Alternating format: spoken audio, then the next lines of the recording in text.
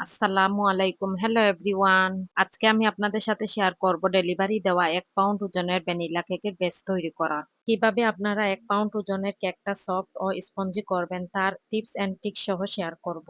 আলহামদুলিল্লাহ আমার কাছ থেকে যে একবার কেক নিয়েছেন আমার রিপিট কাস্টমার হয়েছেন। এই কেকের রিভিউ অনেক ভালো ছিল এবং তার সাথে থাকছে ক্রিম তৈরি করা। ক্রিমটা কিভাবে পারফেক্ট ভাবে স্টিপ করতে হয় তাও শেয়ার করব। তাছাড়া থাকছে ক্রিমের মধ্যে কিভাবে কালার মিক্সিং করতে হয়, ক্রিমের মধ্যে কালারটা মিক্সিং করার পরেও কিভাবে ক্রিমটা স্টিপ থাকবে তাও শেয়ার করব এবং ভিডিওর মধ্যে শেয়ার করব কিভাবে কেকের মধ্যে পারফেক্ট ফিনিশিং রাখতে হয় এবং ডেকোরেশন কিভাবে করতে হয়। অনেক অনেক টিপস থাকবে আজকের এই ভিডিওতে। ভিডিওটা স্কিপ না করে সম্পূর্ণ ভিডিওটা দেখার জন্য অনুরোধ করব। ইউনিক একটা ডেকোরেশনও আপনাদের সাথে শেয়ার করব। যারা ভিডিওটা ফেসবুক থেকে দেখছেন আমার ফেসবুক পেজটা ফলো দিয়ে রাখবেন এবং ভিডিওতে লাইক দিবেন, ভিডিওটা বেশি বেশি করে শেয়ার করে দিবেন যাতে অন্যরাও ভিডিওটা দেখতে পারে। ভিডিওটা যদি ইউটিউব থেকে দেখে থাকেন আমার ইউটিউব চ্যানেলটা সাবস্ক্রাইব করার অনুরোধ রইল। ভিডিওতে লাইক এবং ভিডিওতে বেশি বেশি করে কমেন্ট করবেন। দেখেন রিলেটিভ কোনো প্রশ্ন থাকলে অবশ্যই আমাকে কমেন্ট করতে পারেন, আমি আপনাদের কমেন্টের উত্তর দেওয়ার চেষ্টা করব। কথা না বাড়িয়ে চলুন তাহলে রেসিপিটা শুরু করা যাক। শুকনো উপকরণগুলো চেলে নেওয়ার জন্য বাটির উপরে একটি চালনি নিব। ১ পাউন্ড ভ্যানিলা স্পঞ্জ কেকের জন্য ময়দা নিচ্ছি হাফ কাপ। স্পঞ্জ কেকের জন্য অবশ্যই আপনারা ভালো মানের প্রোডাক্টগুলো ব্যবহার করার চেষ্টা করবেন, এতে করে কিন্তু রেজাল্টটাও অনেক ভালো আসবে। কর্নফ্লাওয়ার দিচ্ছি ১ টেবিল চামচ, এখানে আমি ফস্টারের কর্নফ্লাওয়ারটা নিয়েছি। আপনারা চাইলে অন্য যে কোনো ব্র্যান্ডের কর্নফ্লাওয়ারটা ব্যবহার করতে পারেন। বেকিং পাউডার নিয়েছি হাফ চা চামচ। ভ্যানিলা পাউডার নিয়েছি হাফ চা চামচ। আপনারা ভ্যানিলা পাউডারের পরিবর্তে ভ্যানিলা এসেন্সটাও ব্যবহার করতে পারেন। তবে ভ্যানিলা পাউডারটা ব্যবহার করলে কেকের মধ্যে অনেক স্ট্রং একটা ফ্লেভার আসে। লবণ দিচ্ছি ১ চিমটি। তবে আমি মনে করি মিষ্টি খাবারে লবণটা দিলে ব্যালেন্সটা ঠিক থাকে। শুকনো উপকরণগুলো চেলে নিচ্ছি। অবশ্যই ২ থেকে ৩ বারে শুকনো উপকরণগুলো চেলে নিবেন। অফ ক্যামেরায় আমি আরো ২ বার শুকনো উপকরণগুলো চেলে থাকি। একটি স্প্যাচুলা দিয়ে শুকনো উপকরণগুলো খুব ভালো করে মিক্স করে নিচ্ছি। মিক্স করা হয়ে গেলে শুকনো উপকরণগুলো ডেকে একটা পাশে রেখে দিব। শুকনো একটি মিক্সিং বোল নিয়েছি ডিমের ব্যাটারগুলো তৈরি করার জন্য। ১ পাউন্ড কেকের জন্য ডিম নিয়েছি ২টি। ডিমের সাদা অংশের সাথে কুসুমটা আলাদা করার সময় অবশ্যই খুবই সাবধানে আলাদা করে নিবেন। কোনোভাবে যেন ডিমের সাদা অংশের সাথে কুসুমটা না থাকে। ভুলবশত ডিমের সাদা অংশের সাথে কুসুমটা থেকে যায় তাহলে কিন্তু পারফেক্ট ভাবে ডিমের সাদা অংশটা ফোমি হবে না। এই কাজটা কিন্তু সাবধানে করবেন। একটি ইলেকট্রিক বিটার দিয়ে ডিমের সাদা অংশ অল্প কিছুক্ষণ বিট করে নিব। স্পঞ্জ কেকের ক্ষেত্রে অবশ্যই কিন্তু রুম টেম্পারেচারের ডিমটা ব্যবহার করবেন। ফ্রিজের ডিমটা হলে সেক্ষেত্রে ১ থেকে ১.৫ ঘন্টা আগে ফ্রিজ থেকে ডিমগুলো নামিয়ে রাখবেন। অল্প কিছুক্ষণ বিট করার পর যখন দেখবেন ডিমের সাদা অংশগুলো এইরকম একটা স্ট্রাকচার চলে আসছে তখন 1/3 কাপ চিনি এড করে দিচ্ছি। আর চিনিটা কিন্তু একবারে এড করা যাবে না। ২ থেকে ৩ বারে চিনিটা এড করে নিতে হবে। ডিমের সাদা অংশের সাথে চিনিটা এড করার পর একটি ইলেকট্রিক বিটার দিয়ে বিট করে নিচ্ছি। যতক্ষণ না পর্যন্ত চিনির দানাদার ভাবটা চলে না যায় ততক্ষণ পর্যন্ত বিট করে নিব। চিনিটা পারফেক্ট ভাবে মেল্ট হয়ে যাওয়ার পর বিটারটা অফ করে দিয়ে আবারও চিনিটা এড করে নিচ্ছি। চিনিটা তাড়াতাড়ি মেল্ট হয়ে যাওয়া আপনার বিটারের ওয়াটের উপর নির্ভর করে।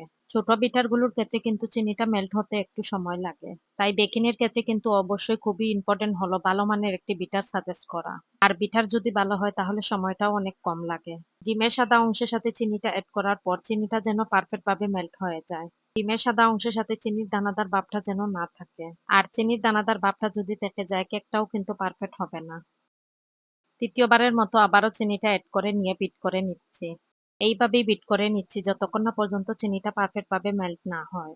আর চিনিটা যদি পারফেক্ট ভাবে মেল্ট না হয় তাহলে আপনারা কেকটা বেক করার পর কেকের উপরের অংশটা কিন্তু ভিজা ভিজা থাকবে এবং কেকটা বেক করার পর কেকটা অনেকটাই চুপসে যেতে পারে। এই খুবই ভালোভাবে ডিমের সাদা অংশের সাথে চিনিটা পারফেক্ট ভাবে মেল্ট করে নিতে হবে। ডিমের সাদা অংশের সাথে চিনিটা পারফেক্ট ভাবে মেল্ট হয়ে যাওয়ার পর কুসুমটা এড করে নিচ্ছি। কুসুমটা এড করার পর আবারও সেম প্রসেসে বিট করে নিব। আর ডিমের কুসুমটা এড করার পর বিট করতে করতে যখন দেখবেন ডিমের কুসুমের কালারটা চেঞ্জ হয়ে আসছে ওই পর্যায়ে কিন্তু বিট করা অফ করে দিতে হবে। কুসুমটা এড করার পর বেশিক্ষণ বিট করলে কিন্তু ওভার বিট হয়ে যাবে। আমার প্রতিটা ভিডিওতেই কিন্তু আপনাদের সাথে কিছু না কিছু টিপস শেয়ার করার চেষ্টা করি। তেল দিচ্ছি ১ টেবিল চামচ। স্পঞ্জ কেকের ক্ষেত্রে তেলের পরিমাণটা খুবই কম লাগে। তেলটা যদি আপনারা দিতে না চান তাহলে স্কিপ করতে পারেন, কিন্তু তেলটা দিলে কেকটা অনেক বেশি ময়েস্ট থাকে। তেলটা এড করার পর বিটারের স্পিরিট একেবারে লো রেখে বিট করে নিয়েছি। আগে থেকে চেলে রাখা যে শুকনো উপকরণগুলো এখন ডিমের ব্যাটারের সাথে মিক্স করে নিচ্ছি। ব্যাটারের সাথে শুকনো উপকরণগুলো অবশ্যই ২ থেকে ৩ বার এড করে নিতে হবে। বিটারের কাঁটা দিয়ে ফোল্ডিং মেথডে এক পাশ থেকে হাতটা ঘুরিয়ে শুকনো উপকরণগুলো মিক্স করে নিচ্ছি। এই সময় কিন্তু হাতে সময় রেখে খুবই সাবধানে আস্তে আস্তে মিক্স করে নিতে হবে।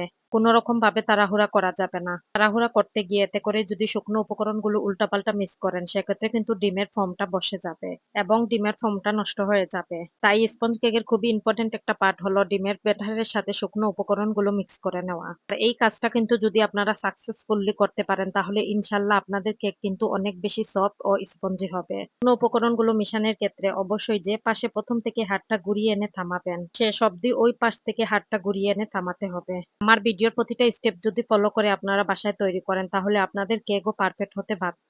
তাই ভিডিওটা না টেনে সম্পূর্ণ ভিডিওটা মনোযোগ দিয়ে দেখবেন। আর এই সময় কিন্তু আমি ভিডিওটা অনেক ফাস্ট করে দিয়েছি তাই মনে হচ্ছে খুব দ্রুত কাজটা করে নিচ্ছি, কিন্তু আমি খুবই আলতো হাতে আস্তে আস্তে কাজটা করেছি। রেসিপিটা যদি আপনাদের বুঝতে অসুবিধা হয় তাহলে ডেসক্রিপশন বক্সে দিয়ে রাখবো, চেক করে নিবেন। একটি স্প্যাচুলারের সাহায্যে বাটির ব্যাটারগুলো উপর নিচ করে নিচ্ছি। এতে করে হবে কি বাটির নিচে কোনো শুকনো উপকরণ লেগে থাকলে মিক্স হয়ে যাবে। স্কিনে হয়তো আপনারা লক্ষ্য করলেই বুঝতে পারবেন ব্যাটারের ঘনত্বটা কেমন হয়েছে। ব্যাটারের মধ্যে শুকনো উপকরণের কোনো দলাপেকে নেই, মাশাআল্লাহ ব্যাটারটা অনেক স্মুথ হয়েছে। ৬ ইঞ্চি সাইজের একটি মোল্ড নিয়েছি। মোল্ডে আগে থেকে তেল ব্রাশ করে কাগজ কেটে রেখেছি। আপনারা চাইলে ৬ ইঞ্চি মোল্ডের পরিবর্তে ৫ ইঞ্চি মোল্ডেও এই কেকটা তৈরি করতে পারেন। ৫ ইঞ্চি মোল্ডে করলে কেকটা একটু হাইটে উঁচু হবে। আর ৬ ইঞ্চি মোল্ডে করলে কেকটা হাইটে একটু ফ্ল্যাট হবে। মোল্ডটা ট্যাপ করে নিচ্ছি যাতে ব্যাটারের ভিতরে কোনো ধরনের লাম্পস না থাকে। আর এই কেকটা আমি ওভেনে বেক করে নিব। আপনারা চাইলে কেকটা চুলায়ও বেক করে নিতে পারেন। ওভেনে থাকা অবস্থায় আপনারা দেখতেই পাচ্ছেন আমার কেকটা কতটা পারফেক্ট ভাবে ফুলে উঠেছে, মাশাআল্লাহ। আমার ওভেনের টেম্পারেচার বুঝে আমি টাইমটা সিলেক্ট করে দিয়েছি। আর সেম প্রসেসে আপনারা চাইলে কেকটা চুলায়ও তৈরি করে নিতে পারেন। চুলার কেকও কিন্তু ওভেনের কেকের চাইতেও কোনো অংশে কম হয় না। ওভেন থেকে কেকটাকে বের করার পর কেকটা পুরোপুরি ঠান্ডা হওয়ার পর তারপর মোল্ড আউট করে নিয়েছি। ওভেন থেকে কেকটাকে বের করার পর মোল্ডে থাকা অবস্থায় কেকটাকে র্যাপিং পেপার দিয়ে র‍্যাপ করে রেখে দিয়েছিলাম। কেকটা যখন পুরোপুরি ঠান্ডা হয়ে গিয়েছে তারপর মোল্ড আউট করে নিয়েছি। অফ ক্যামেরায় কেকটাকে ৩ টা স্লাইস করেছি। আপনারা চাইলে অনায়াসে ২ টা স্লাইসও করে নিতে পারেন। ৩ টা স্লাইস করার পরেও কেকের স্লাইসগুলোও বেশ মোটা ছিল। কেকের সফটনেসটা একদম পারফেক্ট হয়েছিল। শুকনো একটি মিক্সিং বলে ট্রপিক্যাল হুইপ ক্রিম নিচ্ছি ১ কাপ। এই ক্রিমটা কিভাবে সংরক্ষণ করতে হয় এবং কিভাবে ব্যবহার করতে হয় অলরেডি এই ক্রিমের A to Z পদ্ধতি আমার পেজে এবং আমার চ্যানেলেও ভিডিওটা আপলোড করা হয়েছে। ডেসক্রিপশন বক্সে লিংকটা দিয়ে রাখবো, আপনারা চেক করে নিবেন। ক্রিমটা কিন্তু বাজার থেকে কিনে আনার পর অবশ্যই আপনারা ডিপ ফ্রিজে সংরক্ষণ করবেন। ক্রিমটা ব্যবহার করার ঠিক ৩০ থেকে ৪০ মিনিট আগে ডিপ ফ্রিজ থেকে ক্রিমটাকে নামিয়ে রাখবেন। যখন দেখবেন ক্রিমটা অল্প কিছুটা নরমাল হয়ে আসছে তখন কিন্তু ওই বরফ ঠান্ডা ক্রিমটাই ব্যবহার করবেন। আর অবশ্যই খেয়াল রাখবেন ক্রিমটা যেন বরফ ঠান্ডা থাকে। যেহেতু অনেক বেশি গরম পড়তেছে তাই বরফ ঠান্ডা ক্রিমটা নিলে অনেক দ্রুতভাবে ক্রিমটা কিন্তু স্টিফ হয়ে যায়। কিছুক্ষণ বিট করার পর এখন বিটারটা অফ করে নিয়েছি। কারণ একটি স্প্যাচুলারের সাহায্যে বাটির ক্রিমগুলো ক্লিন করে নিচ্ছি। আবারও সেম প্রসেসে বিট করে নিচ্ছি। হয়তো আপনারা স্ক্রিনে লক্ষ্য করেছেন আমি বিটার দিয়ে বিট করে নিচ্ছি আর আরেকটা হাত দিয়ে বাটিটা ঘুরিয়ে বিট করছি। এতে করে কিন্তু সমানভাবে ক্রিমগুলো বিট হবে এবং স্টিফ হবে। আর এই ক্রিমটা কিন্তু তুলনামূলকভাবে অনেকটাই মিষ্টি থাকে তাই আমি আলাদাভাবে এই ক্রিমের সাথে কোনো ধরনের আইসিং সুগারটা এড করিনি। ক্রিমের মধ্যে আপনারা যদি মিষ্টির পরিমাণটা বেশি খান সেক্ষেত্রে আপনারা এখানে আইসিং সুগারটা এড করে নিতে পারেন। ক্রিমটা আপনাদের পারফেক্ট ভাবে বিট হচ্ছে কিনা সেক্ষেত্রে আপনারা কিভাবে বুঝে নিবেন? বিট করতে যখন দেখবেন এক পর্যায়ে ক্রিমের মধ্যে বাজ পড়ছে তখনই বুঝে নিবেন আপনাদের ক্রিমটা 99% বিট হয়ে গেছে এবং বিটারের কাঠার ভিতরে ক্রিমগুলো ঢুকে স্টিফ হয়ে আছে, তখন বুঝবেন আপনাদের ক্রিমটা পারফেক্ট ভাবে বিট হয়ে গেছে। আর স্কিনে হয়তো আপনারা দেখতেই পাচ্ছেন আমার ক্রিমগুলো কতটা পারফেক্ট এবং কতটা স্টিফ হয়েছে। বাটিটা উপর করে নিচ্ছি তারপরেও ক্রিমটা পড়ে যাচ্ছে না, তার মানে ক্রিমটা কতটা স্টিফ ছিল। কিছুটা ক্রিম অপর একটা বাটিতে নিব। অপর যে বাটিতে ক্রিমগুলো নিচ্ছি এই বাটির ক্রিমের সাথে আমি কিছুটা কালার এড করে নিব। এই সময় আমার অনেক বড় একটা ভুল হয়ে যায় কারণ বাটিতে ক্রিমটা নেওয়ার সময় ক্রিমের সাথে কালারটা এড করার পর আমি বিট করে নিয়েছি কিন্তু আমার ক্যামেরাটা কেন জানি অফ হয়ে যায়। অনেক ছবি ভিডিও থাকার কারণে আমার গ্যালারিটা ফুল হয়ে যায় তাই ভিডিওটা রেকর্ড হয়নি। তারপর গ্যালারির কিছু ছবি প্লাস ভিডিও ডিলিট করে আবারও ক্যামেরাটা অন করি। কালারটা দিয়েছিলাম রেডম্যান ব্র্যান্ডের 1/4 টিস্পুনের মতো রেড কালার। আর এই রেড কালারটা কয়েক ফোঁটা এড করলেই এই কালারটা চলে আসবে। বোর্ডের মধ্যে অল্প কিছুটা ক্রিম লাগিয়ে নিচ্ছি এতে করে বোর্ডের মধ্যে কেকটা বসানোর পর কেকটা নড়াচড়া করবে না। কেকটা বোর্ডের মধ্যে বসানোর সময় অবশ্যই কেকটা যেন মাঝামাঝি বসে এদিকে লক্ষ্য রাখবেন। হাফ কাপ পানির সাথে ৩ টেবিল চামচ চিনি দিয়ে সুগার সিরাপটা তৈরি করে নিয়েছি। কেকের মধ্যে সুগার সিরাপটা পরিমাণ মতো দিতে হবে। আবার সুগার সিরাপটা কেকের মধ্যে বেশি দেওয়া যাবে না, এতে করে কেকটা খেতে ভিজা লাগবে। টিফিন ব্যাগে ক্রিম ঢুকিয়ে কেকের লেয়ারে ক্রিমগুলো দিচ্ছি। কেকের লেয়ারে ক্রিমটা আপনারা কিরকম দিবেন এটা একান্তই আপনার পছন্দের উপর এবং কাস্টমারের ডিমান্ড অনুযায়ী। কাস্টমার যদি কেকের লেয়ারে ক্রিমটা কম খেতে চায় তাহলে আপনারা ক্রিমটা কম দিবেন। আর আমার কাস্টমারের কেকের লেয়ারে ক্রিম কতটুকু দিব ওই ধরনের কোনো ডিমান্ড ছিল না, তাই আমি কেকের লেয়ারে পরিমাণ মতো ক্রিমটা দিয়েছি। এটাকে আরো মজাদার করার জন্য কেকের লেয়ারে হোয়াইট চকলেটটা দিচ্ছি। হোয়াইট চকলেটটা কেকের লেয়ারে দেওয়ার পর কেকের উপরে ২ নাম্বার স্লাইসটা বসিয়ে দিচ্ছি। কেকের ২ নাম্বার স্লাইসটা বসানোর পর আবারও সেম ভাবে পরিমাণ মতো সুগার সিরাপটা কেকের লেয়ারে দিয়ে দিচ্ছি। কেকের মধ্যে সুগার সিরাপটা দেওয়ার ফলেই কিন্তু কেকটাকে অনেক ময়েস্ট রাখে। সেম প্রসেসে পাইপিং ব্যাগ দিয়ে ক্রিমটা কেকের লেয়ারে দেওয়ার পর আবারও প্যালেট নাইফ দিয়ে ক্রিমগুলো কেকের লেয়ারে সমান করে নিচ্ছি। অনেকে আছেন আপনারা হোয়াইট চকলেটটা কেকের লেয়ারে এভাবে দিতে চান না। তাহলে আপনারা হোয়াইট চকলেটটা মেল্ট করেও দিতে পারেন। এটা একান্তই আপনাদের পছন্দের উপর ডিপেন্ড করে। কেকের ৩ নাম্বার স্লাইসটা কেকের মধ্যে বসিয়ে দিলাম। কেকের লেয়ারগুলো কেকের মধ্যে বসানোর সময় অবশ্যই দেখে বসাবেন যাতে কেকের লেয়ারগুলো সমানভাবে কেকের মধ্যে বসে। কেকের মধ্যে কেকের লেয়ারগুলো সমানভাবে বসলে ফিনিশিং দিতেও কিন্তু অনেক ইজি হয়ে যায়। পুরো কেকটা কিন্তু অল্প কিছুটা ক্রিম নিয়ে পুরো কেকটা ক্রামকুট করে নিচ্ছি। ক্রামকুট করে নরমাল ফ্রিজে ৩০ মিনিটের জন্য কেকটাকে রেখে দিব। ৩০ মিনিট পর নরমাল ফ্রিজ থেকে কেকটাকে বের করে ফাইনাল ফিনিশিং দিব। ৩০ মিনিট পর নরমাল ফ্রিজ থেকে কেকটাকে বের করে কেকের চারপাশে ক্রিমগুলো লাগিয়ে নিচ্ছি। বরাবরের মতো আমি কেকের চারপাশে পাইপিং ব্যাগ দিয়ে ক্রিমটা লাগিয়ে থাকি। কিন্তু আপনারা চাইলে প্যালেট নাইফ দিয়েও এই কাজটা করে নিতে পারেন। আপনাদের কাজটা যেভাবে করতে সুবিধা হয় ওইভাবেই করে নিবেন। ক্রিম দিয়ে পুরো কেকটা কভার করে নেওয়ার পর একটি প্যালেট নাইফ দিয়ে ক্রিমগুলো সমান করে নিচ্ছি। আর এই ফিনিশিং এর কাজটা কিন্তু অনেক সময় নিয়ে ধৈর্য নিয়ে করতে হবে। সর্বশেষে একটি স্ক্র্যাপার দিয়ে কেকের ফাইনাল ফিনিশিংটা দিচ্ছি। কেকের সাইডে খুবই আলতো হাতে ধরে স্ক্র্যাপারটা টার্ন টেবিলটা ঘুরাচ্ছি। কেকের সাইডে ফিনিশিং দেওয়ার পর একটি প্যালেট নাইফ দিয়ে কেকের উপরের ক্রিমগুলো সমান করে নিচ্ছি। প্যালেট নাইফ দিয়ে ক্রিমটা টানছি আর সাথে সাথে প্যালেট নাইফটা ক্লিন করে নিয়েছি, এতে করে খুব সহজেই কেকের উপরে ফিনিশিংটা চলে আসবে। এই তো আপনারা স্ক্রিনে দেখতেই পাচ্ছেন আমার কেকের ফিনিশিংটা অলরেডি দেওয়া হয়ে গেছে। বাসায় প্রচুর প্র্যাকটিস করবেন, ইনশাল্লাহ দেখবেন আপনাদের একসময় হাতটা চলে আসবে।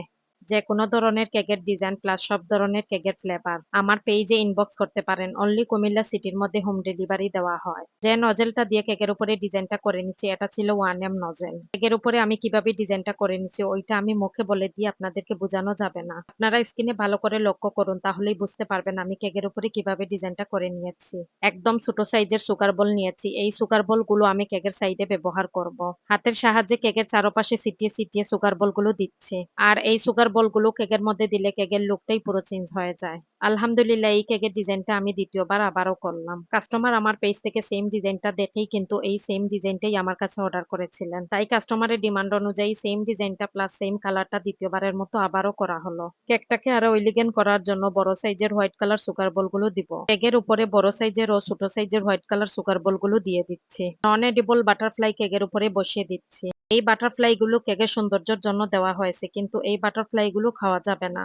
সর্বশেষে ফন্ডেনের উপরে কাস্টমারের দেওয়া নামটা লিখে নিয়েছি। এই তো আমার কেকের ফাইনাল লুকটা কেমন হয়েছে আপনারা অবশ্যই কমেন্ট করে আমাকে জানাবেন। আর এই ভিডিওর মাধ্যমে আপনাদের কিছুটা হলেও যদি উপকারে আসে প্লিজ প্লিজ প্লিজ বরাবরের মতো আপনাদেরকে আবারও রিকোয়েস্ট করছি, ভিডিওটা যদি আপনারা ফেসবুক থেকে দেখে থাকেন তাহলে আমার ফেসবুক পেজটা ফলো দিবেন, ভিডিওতে একটা লাইক ও ভিডিওটা বেশি বেশি করে শেয়ার করে দিবেন। আর ইউটিউব থেকে যদি ভিডিওটা দেখে থাকেন আমার ইউটিউব চ্যানেলটি সাবস্ক্রাইব করে দিবেন, ভিডিওতে লাইক ও বেশি বেশি করে কমেন্ট করবেন এবং শেয়ার করে দিবেন। আল্লাহ হাফেজ।